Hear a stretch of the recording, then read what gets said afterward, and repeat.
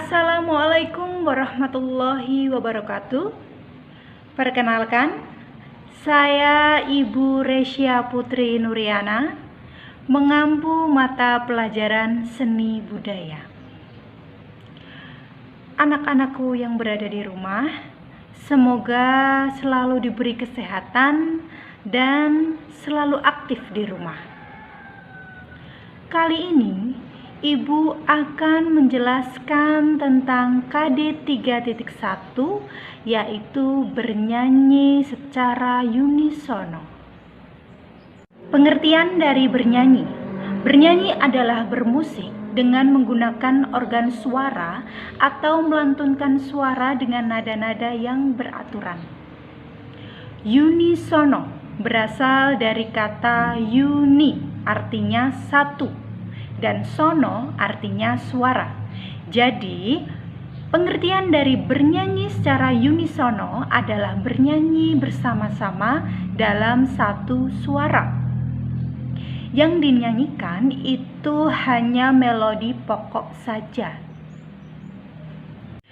Ada beberapa hal yang harus diperhatikan dalam bernyanyi unisono, yaitu teknik vokal. Teknik vokal ini bertujuan untuk menghasilkan suara yang merdu, suara yang enak didengar. Ada beberapa macam teknik vokal. Yang pertama sikap badan, yang kedua pernafasan, yang ketiga artikulasi, keempat phrasing, kelima intonasi, dan yang keenam ekspresi. Di dalam ekspresi ada tempo, dinamika, dan gaya. Baik, kita bahas yang pertama. Yang pertama adalah sikap badan. Sikap badan adalah posisi badan kita ketika bernyanyi. Itu bisa sambil berdiri, bisa sambil duduk. Badan rileks, posisi badan tegap, pandangan lurus ke depan. Sebelum bernyanyi, sikap badan harus diperhatikan terlebih dahulu. Yang kedua adalah teknik pernapasan. Teknik pernapasan dikelompokkan menjadi 3 bagian. Yang pertama, ada pernapasan dada.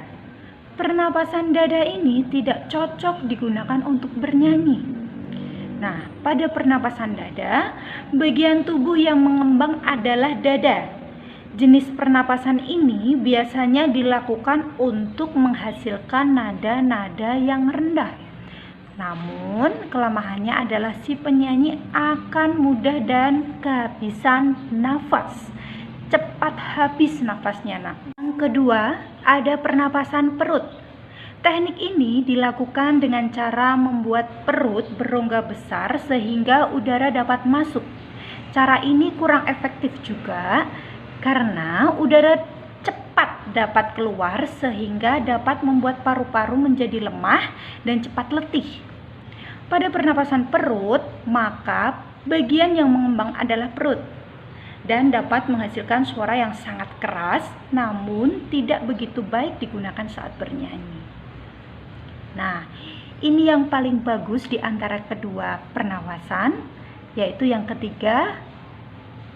Nah, yang ketiga ada pernapasan diafragma. Teknik ini paling baik dan cocok untuk digunakan dalam bernyanyi, sebab pada saat diafragma menegang atau lurus, maka rongga dada dan rongga perut menjadi longgar.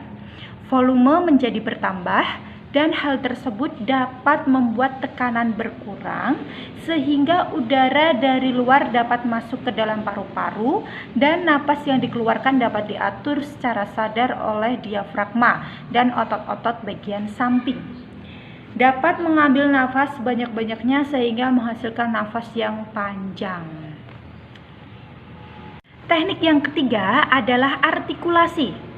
Pengertian dari artikulasi adalah kejelasan pengucapan kata demi kata yang baik dan benar saat bernyanyi, baik huruf vokal A, I, U, E, O maupun huruf konsonan. Dan yang keempat ada phrasering. Phrasering adalah aturan pemenggalan kalimat yang baik dan benar sehingga mudah dimengerti dan sesuai dengan kaidah-kaidah yang berlaku. Dan yang kelima ada intonasi. Pengertian dari intonasi adalah membidik nada baik tinggi rendahnya secara benar dan tepat. Yang keenam ada ekspresi. Ekspresi meliputi tempo, dinamika, dan gaya. Nah, tempo. Pengertian dari tempo adalah cepat lambatnya lagu atau musik yang dimainkan. Tempo terdiri dari golongan tempo cepat, tempo sedang, tempo lambat, serta perubahan.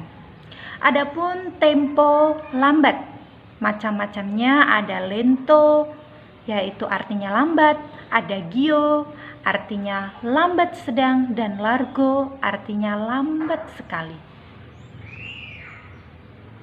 Kemudian ada tempo sedang, contohnya andante, artinya seperti orang berjalan, dan ada moderato, artinya sedang.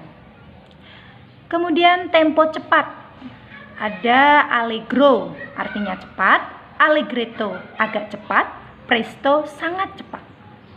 Dan ada tempo perubahan, ritenuto atau rit, artinya dipercepat, accelerando, artinya aksel, diperlambat. Selanjutnya ada dinamika. Pengertian dari dinamika adalah keras lembutnya lagu atau musik yang dimainkan. Dinamika dibagi menjadi 3, yaitu dinamika keras, lembut, dan perubahan. Ada macam-macam tanda dinamika keras: forte, fortissimo, fortissimo, mezzo forte. Dan ada macam-macam tanda dinamika lembut: piano, pianissimo, pianissimo, dan mezzo piano. Perubahan dinamika ada macam-macamnya, ada crescendo, decrescendo, dan mezza di force. Crescendo artinya menjadi keras, decrescendo menjadi lembut, mezza di force keras kemudian kembali lembut dalam satu frase. Dan yang terakhir ada gaya. Gaya adalah cara penyampaian lagu yang akan disampaikan dalam penyajian musik. Demikian penjelasan materi dari Ibu supaya bermanfaat bagi kalian semua. Terima kasih. Wassalamualaikum warahmatullahi wabarakatuh.